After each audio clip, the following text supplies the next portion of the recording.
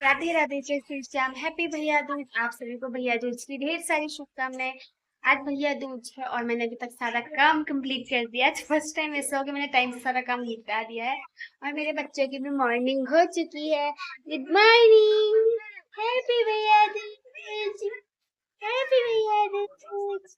और ये मेरा बेटा, इसको थोड़ा बुखार सा हो रहा है, इसकी थोड़ी तबीयत खराब हो रही है। भैया गुड मॉर्निंग। इतने में मेरा छोटा वाला भाई आ गया था, तो मम्मी ने कहा पहले टीका इसकी कर लो, फिर तैयार वगैरह बाद में जाना, क्योंकि उसे कॉलेज जाना था, उसे लेट हो रहा था। तो उसने कहा दीदी मेरा पहले कर लो फटाफट।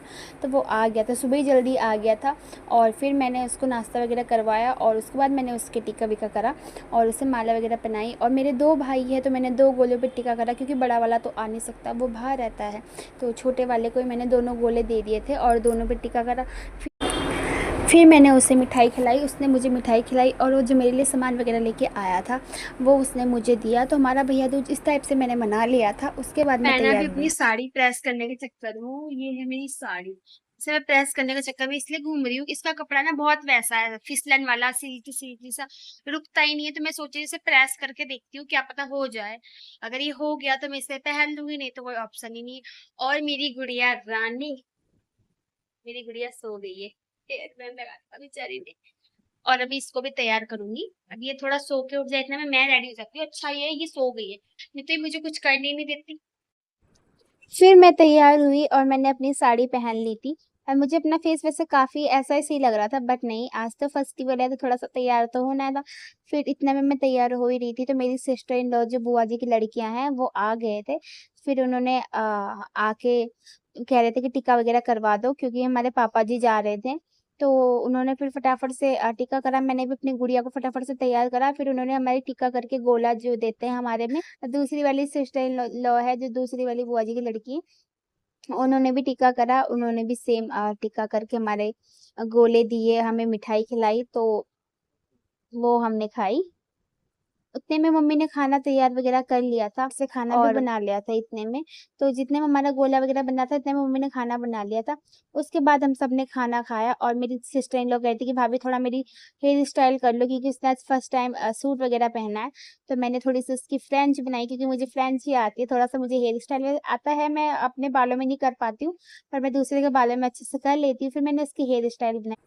फिर मेरी बड़ी वाली सिस्टर इन लॉ आ गई थी, तो उन्होंने पहले अपने बच्चों का टीका करवाया, क्योंकि उनकी लड़की सुबह ही हमारे घर आ गई थी, बिना टीका करे अपने भाई के। तो उन्होंने हमारे घर आके अपने बच्चों का टीका करवाया और एक-दूसरे को गोला दिलवाया। फिर बच्चों ने प्यारी-प्यारी फ़ोटोज़ खींची और हम लोग गए फिर बुआ जी के घर, क्योंकि मेरी छोटी वाली सिस्टर इन लॉ आई थी अपने हस्बैंड के साथ देहरादून से, तो उसने कहा बुआ जी के घर ही चलते हैं।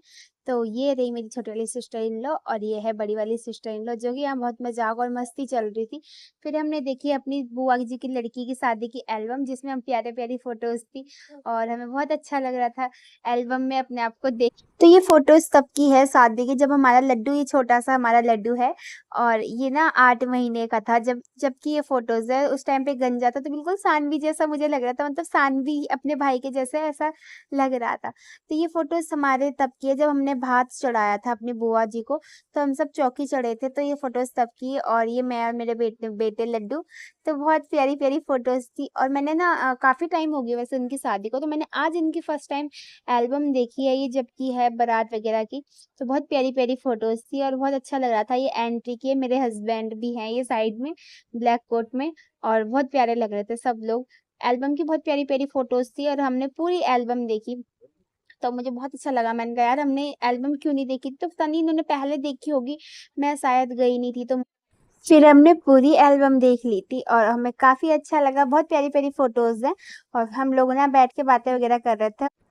फिर बुआ जी ने खाना बना लिया था, फिर हम लोगों ने खाया खाना, राजमा चावल, रायता वगैरह था, तो हमने वो खाया।